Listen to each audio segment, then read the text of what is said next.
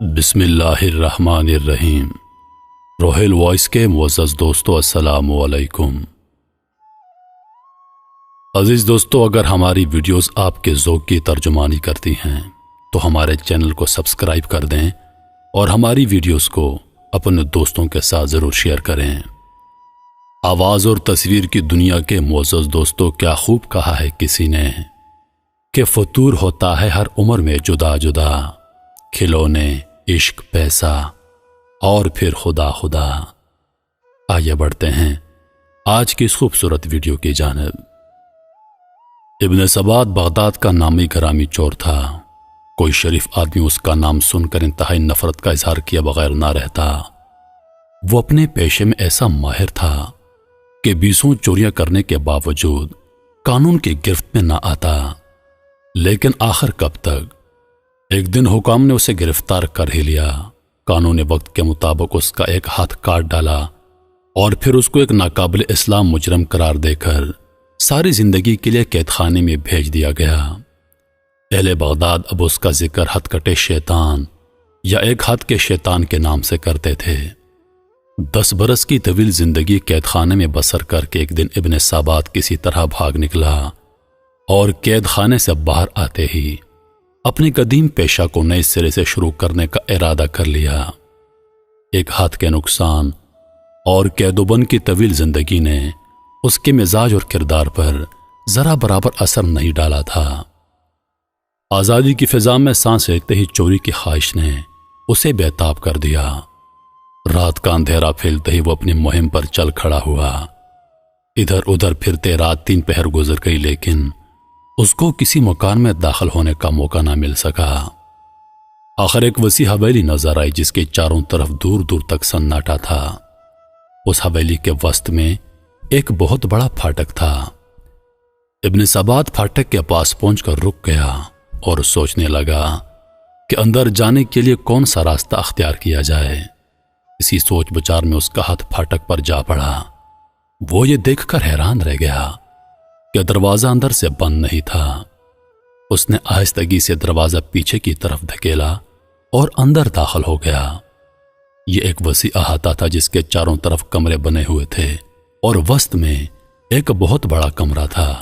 ابن سبات اس بڑے کمرے کے دروازے کی طرف بڑھا۔ اسے یقین تھا کہ یہ کسی بڑے امیر یا سوداگر کا مکان ہے۔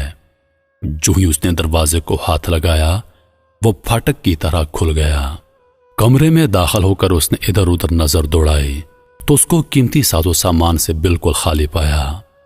ایک طرف کھجور کے پتوں کی پرانی چٹائی بچھی ہوئی تھی۔ اس کے قریب چمڑے کا تکیا اور بھیڑ کے کھال کی چند ٹوپیاں پڑی تھیں۔ ایک گوشے میں پشینہ کے موٹے کپڑے کے چند تان بکھرے پڑے تھے۔ ابن سبات ایسے معمولی سامان کو دیکھ کر چلا اٹھا اور مکان کے مالک کو بے تحاشا گالیاں دینے لگا۔ اس احمق نے اتنے بڑے مکان میں کیسا گھٹیا کپڑا اور سامان رکھا ہوا ہے؟ بہرحال مکان سے خالی ہاتھ جانا اسے منظور نہ تھا۔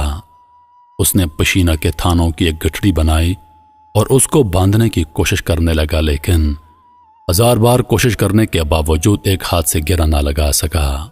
ہانپتا کانپتا بیٹھ گیا۔ عین اس وقت دروازہ کھولا اور ایک شخص ہاتھ میں چراغ لیے کمرے میں داخل ہوا۔ خوف اور دہشت نے ابن سبات کے جسم پر لرزہ طاری کر دیا۔ اس نے کمرے میں داخل ہونے والے آدمی کو دیکھا۔ اس کا قد دراز، کمر جھکی ہوئی اور جسم انتہائی کمزور تھا، جس پر ہلکے رنگ کی ایک لمبی قبا تھی اور سر پر بھیڑ کی کھال کی کشادہ سیاہ ٹوپی تھی۔ اس قدر کمزور ہونے کے باوجود اس شخص کے چہرے پر عجیب طرح کا اطمینان اور نور تھا۔ اس کی آنکھوں میں ایسی چمک تھی کہ جس سے کوئی دوسرا شخص اثر پذیر ہوئے بغیر نہ رہ سکتا۔ اس نے کمرے میں داخل ہو کر چراغ ایک طرف رکھ دیا اور انتہائی شیریں آواز میں ابن سبات سے مخاطب ہو کر کہا، میرے بھائی، خدا تم پر رحم کرے۔ یہ کام روشنی اور کسی ساتھی کی مدد کے بغیر انجام نہیں پا سکتا۔ دیکھو یہ چراغ روشن ہے اور تمہاری مدد کے لیے میں حاضر ہوں۔ اب ہم دونوں یہ کام اطمینان کے ساتھ کر لیں گے۔ ابن سبات حیرت سے اجنبی کے منہ کی طرف دیکھ رہا تھا۔ اس کے سمجھ میں نہیں آ رہا تھا کہ یہ معاملہ کیا ہے۔ اتنے میں اجنبی نے تھانوں کو 2 حصوں میں تقسیم کر دیا اور پھر ان کی الگ الگ 2 گٹھڑیاں باندھ لیں۔ پھر اچانک اسے خیال آیا اور اس نے اپنے سبات سے مخاطب ہو کر کہا، میرے بھائی مجھے معاف کرنا، مجھے خیال ہی نہیں کہ ایسا تھکا دینے والا کام کر کے تم کو بھوک لگ گئی ہوگی۔ میں ابھی تمہارے لیے گرم دودھ لاتا ہوں، اسے پی کر تم تازہ دم ہو جاؤ گے۔ یہ کہہ کر اجنبی کمرے سے باہر نکل گیا اور اپنے سبات عالم تخیر میں کھو گیا۔ یکایک اسے خیال آیا، اس نے ماتھے پر ہاتھ مار کر کہا، میں بھی کیسا احمق ہوں، اتنا بھی نہ سمجھ سکا کہ یہ کوئی میرا ہم پیشہ ہے۔ اتفاق سے آج ہم دونوں اس مکان میں جمع ہو گئے ہیں۔ یہ گھر کا بھیدی معلوم ہوتا ہے، اسے معلوم تھا کہ آج یہ مکان رہنے والوں سے خالی ہے، اسی لیے وہ روشنی کا سامان لے کر آیا۔ جب اس نے دیکھا کہ میں پہلے سے پہنچا ہوا ہوں تو اس سامان میں سے آدھے کا حقدار بننے کے لیے میرا ساتھ دینے پر آمادہ ہو گیا۔ وہ یہی باتیں سوچ رہا تھا کہ اجنبی ہاتھ میں دودھ کا پیالہ لیے پھر سے کمرے میں داخل ہو گیا اور یہ کہہ کر پیالہ ابن سبات کے ہاتھ میں پکڑا دیا، اسے پی لو، یہ تمہاری بھوک اور تھکان کو دور کر دے گا۔ ابن سبات کو سخت بھوک لگ رہی تھی، اس نے آنن فانن دودھ کا پیالہ خالی کر دیا اور پھر کڑک کر اجنبی سے کہا، دیکھو میں تم سے پہلے پہنچ گیا تھا، اس لیے ہمارے پیشے کے اصول کے مطابق تمہارا اس مال پر کوئی حق نہیں، تاہم تم نے مال سمیٹنے میں میری جو مدد کی ہے اس پیش نظر میں تمہیں تھوڑا مال دے دوں گا، چلو اب گٹھڑیاں اٹھائیں اور چلیں۔ ابن سبات کے جواب میں اجنبی مسکرایا اور شفقت آمیز لہجے میں کہا، میرے بھائی تم میرے حصے کا خیال کر کے کیوں اپنا دل میلا کرتے ہو؟ میں تم سے کسی چیز کا مطالبہ نہیں کروں گا، تمہارا ایک ہاتھ ہے، یہ چھوٹی گٹھڑی تم اٹھا لو اور بڑی گٹھڑی میں اٹھا لیتا ہوں، جہاں تم کہہ دو میں پہنچا دوں گا۔ ابن سبات نے کہا، بس ٹھیک ہے، تمہیں مجھ سے بہتر سردار سارے ملک میں نہیں مل سکتا، یہ چھوٹی گٹھڑی میں اٹھا لیتا ہوں اور تم بڑی اٹھا کر میرے آگے آگے چلو۔ کمزور اجنبی نے پورا زور لگا کر بڑی گٹھڑی کو کمر پر لادا، اس کی جھکی کمر اس کے بوجھ سے اور جھک گئی اور وہ آہستہ آہستہ قدم اٹھاتا ابن سبات کے آگے آگے چل پڑا، لیکن ابن سبات کو بہت جلدی تھی کیونکہ رات بہت تیزی سے ختم ہو رہی تھی اور وہ بار بار اجنبی کو ٹوک دیتا کہ تیز چلو۔ اجنبی کئی بار ٹھوکر کھا کر گرا، لیکن پھر اٹھ کر کھڑا ہوا اور ہانپتا کانپتا پھر تیز تیز قدم اٹھانے لگا۔ ایک جگہ پر چڑھائی تھی، اجنبی کو باری بوجھ کی وجہ سے سخت مشکل پیش آئی اور وہ ایک جگہ بے اختیار گر پڑا۔ ابن سبات نے اس پر گالیوں کی بو چھاڑ کر دی اور پھر اس کی کمر پر زور سے لات رسید کی۔ اجنبی بڑی مشکل سے کھڑا ہوا اور ابن سبات سے معذرت کرنے لگا۔ ابن سبات نے گھٹڑی ایک مرتبہ پھر اس کی پیٹھ پر رکھ دی اور دونوں چلتے چلتے شہر سے دور ایک پرانے کھنڈر میں جا پہنچے۔ یہاں پر ابن سبات کی پناہ گاہ تھی۔ وہ اپنی گٹھڑی باہر رکھ کر کھنڈر کی دیوار سے اندر کود گیا اور اجنبی نے دونوں گٹھڑیاں باہر سے اندر پھینک دیں۔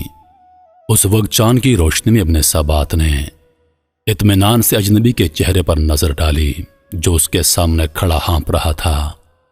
اس نے محسوس کیا کہ اجنبی کے چہرے سے نور کی شعائیں پھوٹ کر نکل رہی ہیں۔ یکایک وہ ملکوتی تبسم کے ساتھ یوں گویا ہوا، میرے بھائی یہ مال تمہیں مبارک ہو، جس مکان میں تم چوری کرنے آئے تھے اس مکان کا مالک میں خود ہوں اور یہ مال میں تجھے خوشی سے بخشتا ہوں۔ افسوس کہ میں تمہاری خاطر خواہ خدمت نہیں کر سکا، بلکہ راستے میں اپنی کمزوری اور سستی کی وجہ سے تمہارے لیے پریشانی کا باعث بنا۔ خدا کے لیے مجھے معاف کر دینا۔ اچھا اب میں رخصتی چاہتا ہوں، خدا حافظ۔ اجنبی یہ کہہ کر تیزی سے شہر کی طرف روانہ ہو گیا، لیکن اس کے الفاظ خنجر بن کر ابن سبات کے سینے میں پیوست ہو گئے۔ سیاکاری کے اس پتلے کے دل و دماغ کو اجنبی کے حسن سلوک نے جھنجھوڑ کر رکھ دیا۔ وہ سوچ رہا تھا کہ دنیا میں ایسے انسان بھی ہوتے ہیں، میں نے اسے کیا سمجھا، اس کے ساتھ کیا سلوک کیا اور اس نے میرے ساتھ کیا سلوک کیا؟ یہ سوچتے سوچتے اس کا دماغ سن ہو گیا۔ ضمیر کی خلش نے اسے بے چین کر دیا اور صبح ہوتے ہی اجنبی کی تلاش کے لیے نکل کھڑا ہوا۔ اب اس کے دل میں کسی کا خوف نہ تھا، بس یہی آرزو تھی کہ اس اجنبی کے قدموں پر سر رکھ دے۔ رات والا مکان ڈھونڈنے میں اسے کوئی دقت نہیں ہوئی۔ اس کے باہر کھڑے ہو کر ایک شخص سے پوچھا، یہ کس تاجر کا مکان ہے؟ اس آدمی نے حیرت سے اس کی طرف دیکھا اور کہا، میاں تم مسافر معلوم ہوتے ہو، کسی تاجر کا یہاں پر کیا کام؟ یہ تو شیخ جنید بغدادی کی قیامگاہ ہے۔ ابن سبات نے یہ نام سن رکھا تھا لیکن شیخ کی صورت سے نہ آشنا تھا۔ پھاٹک سے اندر داخل ہوا اور دیکھا کہ سامنے والے بڑے کمرے کا دروازہ کھلا ہے اور چٹائی پر تکیے سے سہارا لگائے وہی رات والا اجنبی بیٹھا ہے اور اس کے سامنے 30-40 آدمی مؤدبانہ انداز میں بیٹھے ہیں۔ ابن سبات وہیں کھڑا ہو گیا۔ اتنے میں مسجد سے آذان کی آواز آئی۔ لوگ اٹھ کر کھڑے ہوئے۔ جب وہ چلے گئے تو شیخ بھی اٹھے۔ جو ہی انہوں نے دروازے کے باہر قدم رکھا، ابن سبات روتا ہوا ان کے قدموں پر گر گیا۔ ندامت کے آنسوں نے اس کے دل کی سیاہ سیاہی دھو ڈالی تھی۔ شیخ نے نہایت محبت اور شفقت سے اس کو زمین سے اٹھایا، گلے لگا لیا۔ ابن سبات کے دل کی دنیا بدل چکی تھی۔ دوسروں نے جورا برسوں میں نہیں دیکھی تھی، ابن سبات نے 2 چند لمحوں میں طے کر لی۔ وہ شیخ کے حلقے میں داخل ہو گیا اور ان کے فیض سے ہتھکٹے شیطان کے بجائے شیخ احمد ابن سبات بن گیا اور اللہ کے خاص بندوں میں شامل ہو گیا، جس کو 40 سال تک دنیا کی ہولناک سزائیں نہ بدل سکیں۔